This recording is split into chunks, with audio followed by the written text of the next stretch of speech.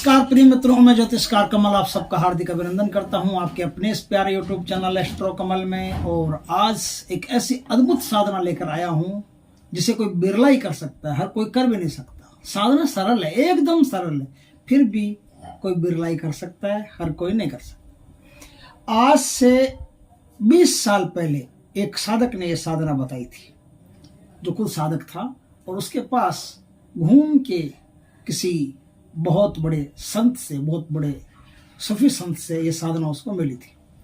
ये साधना एक ऐसी कमाल की, एक अद्भुत साधना है जिससे आदमी कुछ भी कर सकता है इस धरती पर। एक तरह से वो खुद एक फरिश्ते जैसा बन जाता है और वो कुछ भी कर सकता है। लेकिन संत जो अध्यात्म में सबसे ऊंची स्टेज पर पहुंच जाता है ना, वो आदमी सन्यासी कहलाता है। उसी तरह से जो इस्लाम में सबसे ऊंची स्टेज पर पहुंच जाता है वो फकीर कहलाता है, वो पीर कहलाता है। पीर फकीर वो खुद बन जाता है। तो आदमी इस साधना को करके खुद पीरानी शक्ति प्राप्त कर सकता है और पीरानी शक्ति प्राप्त करके वो इस संसार में हर भला बुरा काम करने की क्षमता रखता है। इतनी उसकी क्षमता पैदा हो जाती है। अब जैसे जैसे वो साधना करता जाएगा, शक्ति मिल गई है, अब जैसे जैसे उसको मांसता रहेगा, तराशता रहेगा, वैसे वैसे हीरा बढ़िया चमकता रहेगा। तो वैसे ये साधना अपने आप में एक आश्चर्यजनक और बहुत उत्तम कोटि की, बहुत उच्च स्तर की साधना है। लेकिन इस साधना में कुछ कमियां हैं जिसकी वजह से हर कोई इसे नहीं कर सकता। इसे सिर्फ वही आदमी कर सकता है जिसका घर परिवार नहीं हो या जिंदगी में कभी घर परिवार में जाना नहीं हो, वही आदमी इस साधना को कर सकता है। इस साधना में कमी पहले बता देता हूँ, साधना बाद में बताता हूँ। कमी यह है कि 21 दिन की साधना है। जो आदमी इस साधना को कर लेता है वो मुड़ के कभी भी अपने घर परिवार में वापस नहीं जा सकता। ये सन्यासी जैसा जीवन उसको जीना पड़ता है।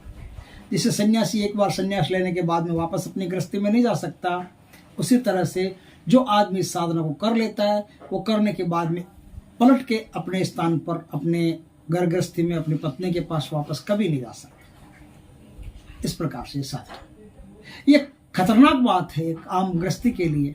इसलिए आम गृहस्थी इस साधना को नहीं कर सकता। वही कर सकता है जिसे परिवार से कोई मोह नहीं, घर में दोबारा जाना नहीं, कोई टेंशन नहीं घर की, अकेला है मान लो, आगे पीछे कोई है नहीं, वो आदमी इस साधना को कर सकता है। अगर घर में जाए, पत्नी के साथ रहे तो पत्नी मर जाती है, जिनके साथ रहेगा वो मर जाएंगे। परिवार के साथ रहेगा, परिवार के जितने भी लोग हैं सब खत्म हो जाएंगे देखते देखते, और उसको बहुत बुरा परिणाम, मतलब जिससे रहता है सामने अकेला जीवन और सामने सब मर जाए तो इतना बुरा परिणाम और क्या होगा।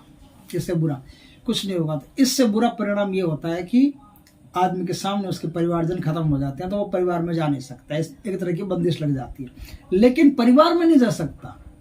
बाकी परिवार के लिए अगर वो कुछ करना चाहता है तो बैठे बैठे कर सकता है। लाखों रुपये की आवश्यकता तो दे सकता है, किसी भी चीज की आवश्यकता तो दे सकता है। कोई कहीं परिवर्तन करवाना हो, किसी कागज में परिवर्तन करवाना हो, कुछ भी करवाना हो, बस बैठे बैठे इच्छा मात्र से करवा सकता है। उसकी इच्छाएं प्रकृति मानने लगती है।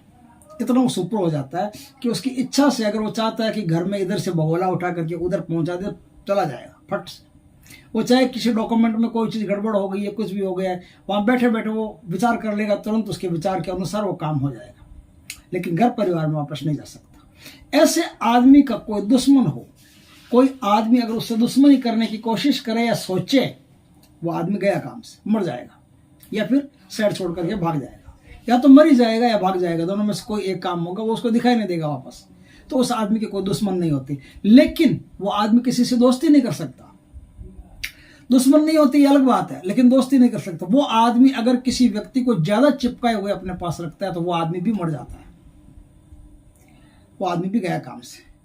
एक और कमी होती है इस साधना में, एक और कमी होती है कि उसको अपने आप को बख्तरबंद करके रखना पड़ता है।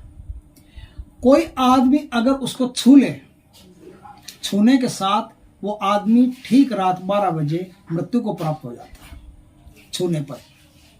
तो आदमी ऐसा क्यों होता है ये मुझे नहीं पता। जब उसके सामने शक्तियां आएगी तो उनसे वो वार्तालाप कर सकता है चाहे तो, कि भाई ऐसा क्यों होता है कि आप मुझे कोई छू ले तो वो आदमी मर जाएगा, ऐसा क्यों। आप थोड़ा संशोधन करना चाहें तो हो सकता है वो संशोधन कर दे, और नहीं संशोधन करना चाहे तो उनसे सिद्धि लो मत, सीधी बात है। उनसे कहो कि भैया ठीक है, हमने आपका आराधना अर्चना की, लेकिन हमें आपकी सिद्धि की आवश्यकता नहीं है। अगर आप ऐसा वरदान देते हो या ऐसा कुछ करते हो कि हमें कोई छू ले, कोई प्रणाम भी करेगा, अब बाबा जी बन गए, किसी का बेटा नहीं हुआ, आपने बेटा दे दिया, किसी के रोग लगा हुआ, आपने रोग मिटा दिया, शादी नहीं हो रही है, शादी करवा दिया आपने, तो लोग तो प्रणाम करने आएंगे बेचारे। तो प्रणाम किया और मर गया तो किस काम का। तो आप यदि कोई साधक यदि साधना करता है और शक्ति जब उसके सामने प्रकट होती है तो शक्ति से वचन कर ले कि मुझे कोई छुए और वो आदमी मरे नहीं, उस आदमी का भलाई हो हमेशा, ऐसा मुझे वरदान दो तो मैं आपको ग्रहण करता हूँ, नहीं तो मैं नहीं कर सकता। तो हो सकता है वो उसमें संशोधन कर दे, कोई बड़ी बात नहीं। तो इस प्रकार से ये एक उच्च कोटि की साधना है। वो आदमी यदि किसी भी स्त्री को देख करके उसके अंदर काम वासना पैदा हो जाए तो वही स्त्री रात उसके पास आ जाएगी, भोजन और बना करके लाएगी, बढ़िया वो भोजन करवाएगी और उसको रति सुख प्रदान करेगी। इस प्रकार से बहुत कुछ इस साधना में प्राप्त किया जा सकता है, बहुत कुछ खोना भी पड़ता है। ऐसी ये साधना एक अजीब साधना है, एक अजूबी साधना है। अब मैं बताता हूँ कि साधना को किया कैसे जाता है। दोस्तों, ये साधना नौचंदी जुम्मेरात के दिन से शुरू होती है, गुरुवार की रात से। जिस दिन हिंदुओं में गुरुवार आता है और गुरुवार के बाद जो गुरुवार की रात आती है, उस रात में यह साधना शुरू होती है। तो मुसलमानों में उसे नौचंदी जुम्मेरात की साधना बोलते हैं। तो जुम्मेरात की साधना हो तो जुम्मेरात से ही इस साधना को शुरू करना पड़ता है। किसी भी प्रकार के वस्त्रों का कोई लेना देना नहीं। सफ़ेद कलर आप पहन सकते हैं ज़्यादा से ज़्यादा, सफ़ेद कलर इसमें ज़्यादा मान्य होता है। बाकी कोई भी कलर तो कोई ज़्यादा परेशानी वाली बात नहीं होती है। इस साधना को जंगल में जहाँ ऊपर से आसमान साफ दिखता हो वहाँ बैठ करके पश्चिम दिशा में मुख रख करके, सफ़ेद वस्त्रों में ढीले ढाले वस्त्र हो उन वस्त्रों में बैठ करके, टोपी लगा करके, कैप, और फिर साधना करनी पड़ती है। टोपी सुलेमानी होनी चाहिए, टोपी भी सफ़ेद होनी चाहिए। दिन बता दिया। इस साधना में और क्या करना पड़ता है वो भी मैं बता देता हूँ आपको। इस साधना में 5 दीपक जलेंगे, रोज के 5 दीपक जलेंगे। 4 दीपक जलेंगे तेल के, मीठे तेल के 4 दीपक जलेंगे। तो मीठे तेल के 4 दीपक जला दो और एक दीपक बीच में या फिर साइड में कहीं भी जलेगा, वो जलेगा घी का, शुद्ध गाय का घी हो, उस गाय के घी का शुद्ध घी का दीपक आप जला दो। बस ये 5 दीपक जलेंगे और एक ही माला का जाप होगा। टोटल एक दिन में एक ही माला का जाप, एक रात में 12 बजे के आसपास से साधना होगी। एक ही माला का जाप करना और कोई जाप करने की आवश्यकता नहीं है। माला जो होगी वो भी बड़ी स्पेशल है। माला इसमें कोई रुद्राक्ष की, कोई हकीक की, सुलेमानी हकीक, ऐसा कुछ भी नहीं चाहिए। माला इसमें चाहिए जो बाजार में चने आते हैं, बड़े चने, बड़े चनों को उबाल लो। बड़े चनों को उबालने के बाद में उनको सुखा लो। उनको सुखा करके उन्हीं चनों को आप माला के मनकों के रूप में काम में लेंगे। अब माला पिरोना जरूरी नहीं है, वो 108 चने के दाने ले लो अपने साथ और 108 चने के दाने रखते जाओ, उठाते जाओ, रखते जाओ, उठाते जाओ, और इस प्रकार से साधना होगी। आपने 5 दीपक लगाए, उन 5 दीपकों में से 4 दीपक लगाए तेल के, 1 दीपक लगाया आपने घी का। अब जो घी का दीपक लगाया, उस घी के दीपक के पीछे आपको क्या करना है, एक कंडे का अंगार रखना है।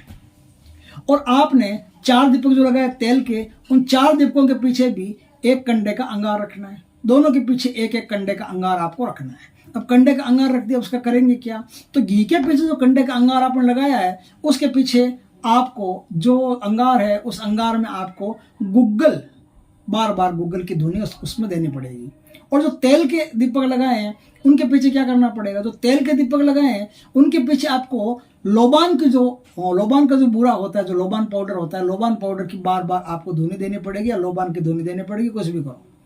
एक के पीछे लोबान, एक के पीछे गुग्गल, इस प्रकार से आपकी साधना चलती रहेगी। और कोई अगरबत्ती धूप का और कोई भोग भाग का इसमें कोई लेना देना नहीं है। बस यही प्रोग्राम है, इतना ही प्रोग्राम आपको करना है।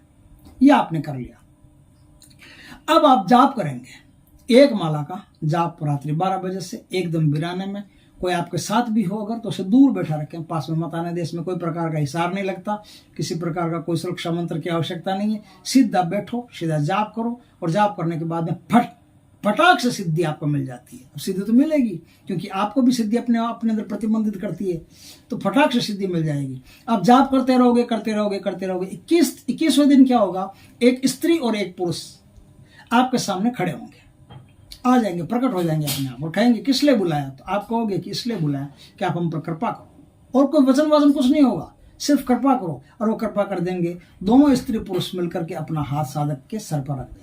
साधक के सर पर हाथ रखा, उसके अंदर शक्तियां प्रकट हो गई। अब वो बंध गया, अब वो अपने घर नहीं जा सकता। अब जो साथ में आया वो अकेले जाओ, वो नहीं जा सकता, वो वही रहेगा। अब वहां से उसकी सिद्धियां शुरू हो गई। वहां से वो चाहे तो बड़े बड़े काम कर सकता है, दरबार लगा सकता है, कुछ भी कर सकता है, छोटे छोटे काम कर सकता है। लेकिन आप पहले ये वचन उनसे मांग लें कि कोई मुझे छू ले, गलती से भी छू ले या कैसे भी छू ले, तो वो आदमी, उसका कुछ नहीं बिगड़ना चाहिए। वो आदमी जैसा है, जितनी उम्र है उतनी उम्र उसकी मिलनी चाहिए, लेकिन मरना नहीं चाहिए, मेरे कारण नहीं मरना चाहिए। बस इस बात का आप मुझे कर दो। और मैं किसी से दोस्ती नहीं करूंगा, मेरे दुश्मनों को तो आप खत्म कर दोगे मुझे पता है, लेकिन दोस्ती मैं किसी से करूंगा नहीं, ठीक है। दोस्ती और दुश्मनी दोनों नहीं करूंगा। वो एकदम वीराना, एकदम एकांत में जीता है, जैसे आध्यात्मिक व्यक्ति होता है, उसका कोई दोस्त नहीं, कोई दुश्मन नहीं। कबीरदास कहते हैं ना, कबीरा खड़ा बाजार में किसकी मांगू खेर, ना काहू से दोस्ती ना काहू से बेर।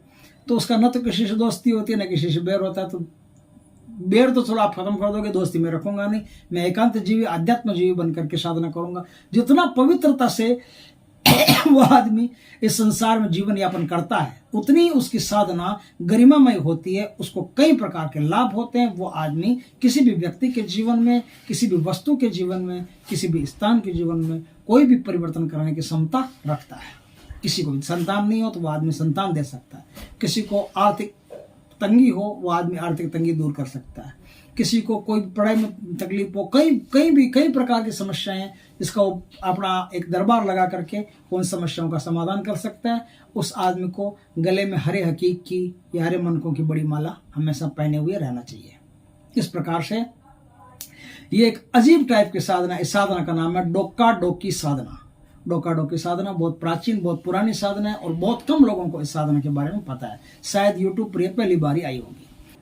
तो दोस्तों, अब मैं इसका मंत्र बताता हूँ। मंत्र जो है वो वीडियो में जो मंत्र बताया जाता है, उस मंत्र पर पूरा यकीन नहीं करें, पूरा विश्वास नहीं करें, क्योंकि वीडियो में कितना ही मंत्र कोई कितना बढ़िया बता दो, कितना बढ़िया ढंग से बोल दो, वो मंत्र जब तक गुरु से दीक्षित नहीं होंगे तब तक मंत्र काम नहीं करेगा।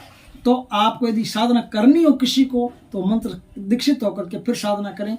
बिना दीक्षित हुए इस साधना में हाथ डालना, सांप के मुंह में हाथ डालना है। दीक्षित होने के बाद में, अच्छी तरह से विधि विधान सीखने के बाद में फिर आप इस साधना को कर सकते हो। तो इसमें जो मंत्र काम आएगा वो मंत्र बताता हूं मैं। बिस्मिल्लाहिर्रहमानिर्रहीम। इन्नायतु इन्ना कलकोसर बसर लेले रब्बे सानी आका हो बली अख्तर, यह मंत्र है। इस मंत्र का जाप करके आप इस साधना को संपूर्ण कर सकते हैं। दोस्तों, वीडियो अच्छा लगे तो लाइक करना, कमेंट करना, शेयर करना, और यदि पहली बार हमारे चैनल पर आए हो चैनल को सब्सक्राइब करना। पास में जो बेल आइकॉन का बटन है वो दबा देना, ताकि हमारे ज्ञानवर्धक जानकारीपूर्ण वीडियो सबसे पहले आपके पास आ सके। नमस्कार दोस्तों।